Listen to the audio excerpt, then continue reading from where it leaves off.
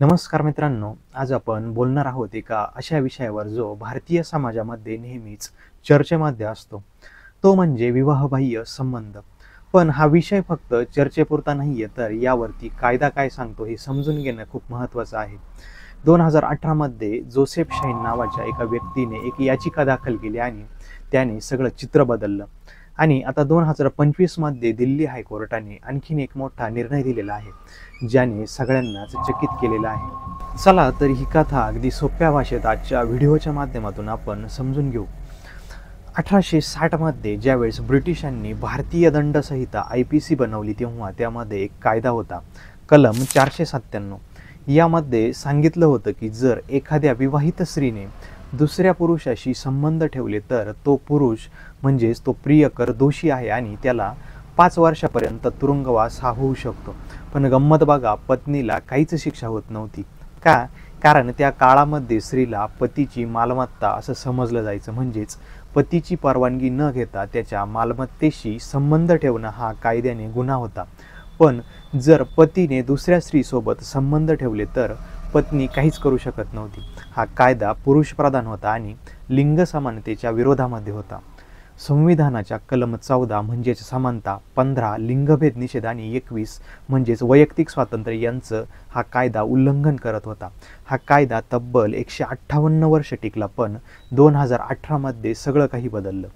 2017 मध्ये जोसेफ शाहीन नावाच्या केरळच्या एका NRI म्हणजेच इटलीमध्ये राहणाऱ्या व्यक्तीने सुप्रीम कोर्टामध्ये एक याचिका दाखल केली. का? कारण त्यांचा मित्र अडल्टरीच्या केसमुळे त्रस्त झाला आणि त्याने आत्महत्या केली. जोसेफ यांना वाटलं की हा कायदा म्हणजेच कलम 497 खूपच अन्यायकारक आहे. त्यांनी अशी मागणी केली की हा कायदा रद्द करा, कारण हा पुरुषांना जास्त दोषी ठरवतो आणि स्त्रियांना आपली मालमत्ता समजतो. यामुळे वैयक्तिक स्वातंत्र्य आणि प्रायव्हसीचं उल्लंघन होतं.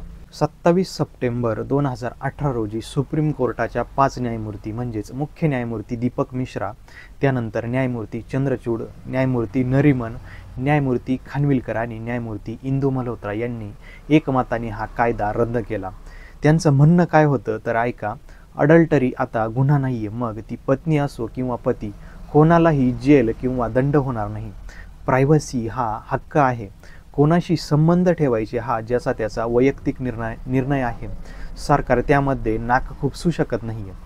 आता यामध्ये लिंग समानता जर आपण बघितली तर पुरुष आणि स्त्री दोघांनाही समान जबाबदारी. आता पत्नीसुद्धा तिच्या पतीच्या प्रेयसी विरुद्ध तक्रार करू शकते. पण एक गोष्ट बघा, अडल्टरीमुळे घटस्फोट मिळू शकतो. हिंदू विवाह कायदा कलम 13(1) अंतर्गत म्हणजेच जर पती किंवा पत्नी दुसऱ्यासोबत संबंध ठेवत असतील तर दुसरा जोडीदार कोर्टामध्ये जाऊ शकतो. न्यायमूर्ती चंद्रचूड म्हणाले, विवाह ही एक भागीदारी आहे, ती गुलामगिरी नाही आहे. नैतिकता कायद्याने ठरवता येत नाही. या निर्णयाने सगळ्या देशामध्ये खळबळ माजली. लाखो लोकांना दिलासा मिळाला, विशेषतः स्त्रियांना, कारण आता त्यांना मालमत्ता मानलं जाणार नव्हतं. आता येतो 2025चा ट्विस्ट.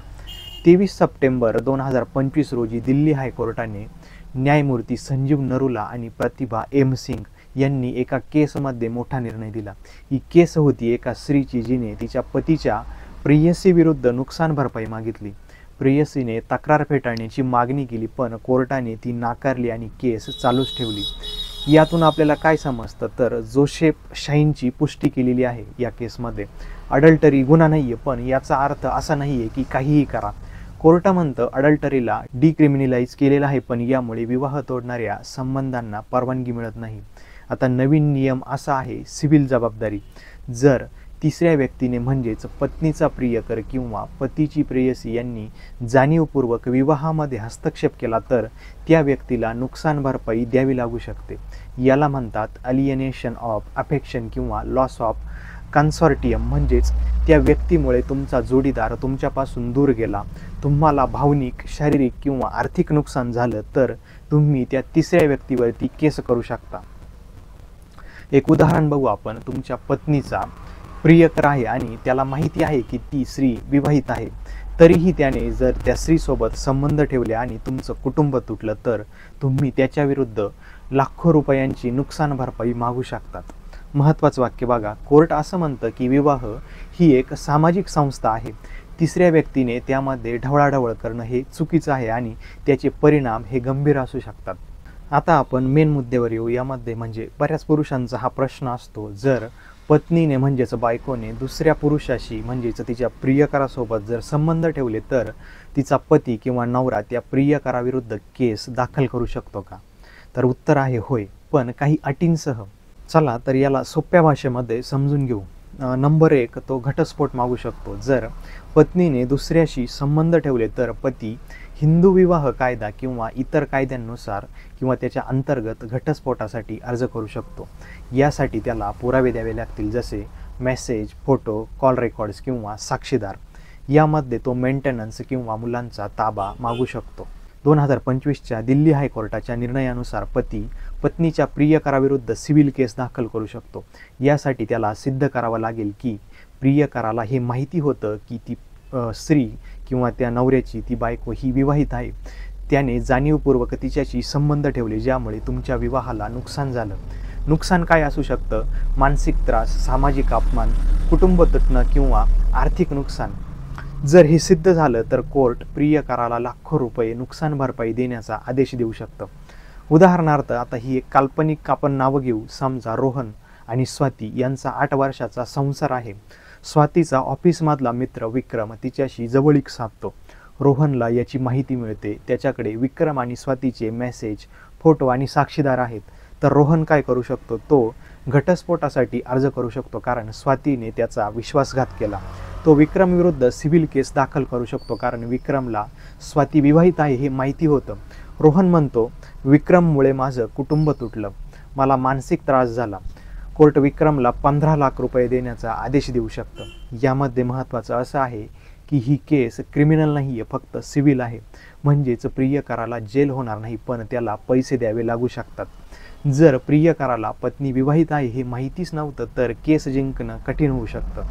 पुरावे खूप महत्त्वाचे आहेत, पण बेकायदा रेकॉर्डिंग जसे गुप्त कॅमेरे ह्या गोष्टी टाळायला पाहिजे, कारण ते प्रायव्हसी कायद्याचं उल्लंघन ठरू शकतात. तर आता हे जे काही 2 निर्णय आहे 2018 आणि 2025 याचा काय परिणाम झाला? नंबर 1, लिंग समानता. आता पुरुष आणि स्त्री दोघांनाही समान अधिकार मिळाले. पत्नी ही पतीच्या प्रेयसीविरुद्ध केस करू शकते आणि पती पत्नीच्या प्रियकराविरुद्ध.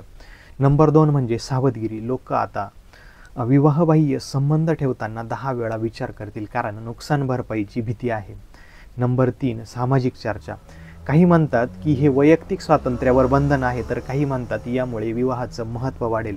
डिफेन्स फोर्सेसमध्ये अजूनही अडल्टरी हा डिसिप्लिनरी गुन्हा आहे 2023च्या निर्णयानुसार. आता भविष्यामध्ये काय, तर अशा केसेस वाढू शकतात, कारण आता तिसऱ्या व्यक्तीला जबाबदार धरता येतं, पण यासाठी चांगले वकील आणि मजबूत पुरावे असायला हवेत. मित्रांनो, जोसेफ शाईन प्रकरण आणि 2025 दिल्ली हायकोर्टाचा निर्णय यांनी सिद्ध केलं की हा कायदा किंवा जे काही कायदे असतात ते काळानुसार बदलत असतात आणि आता पती पत्नीच्या प्रियकराविरुद्ध सिव्हिल केस करू शकतो जर त्याने जाणीवपूर्वक विवाहामध्ये ढवळाढवळ केलेली असेल. पण हे फक्त पैसे मिळवण्यासाठी नाही आहे, तर विवाहाचं आणि कुटुंबाचं महत्त्व जपण्यासाठी आहे. तुम्हाला काय वाटतं, हा कायदा योग्य आहे की नाही? कमेंटमध्ये नक्की सांगा. आणि हो, जर तुम्हाला आणखीन काही प्रश्न असतील तर विचारायला विसरू नका. धन्यवाद. पुन्हा भेटूया.